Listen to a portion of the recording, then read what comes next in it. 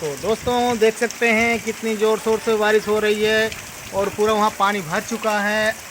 आज बहुत ही ज़ोर से बारिश हुई। इधर बैगन बैगन वगैरह में पूरा पानी पानी हो गया है। हम लोग देखिए हटवा खास सीधी में अब इस समय 5 बजे के समथिंग बहुत ज़ोर से बारिश हो रही है। और मौसम को क्या कहना, बहुत ज़ोर से बारिश हो रही है, गजब की बारिश। दोस्तों आप लोग देख सकते हैं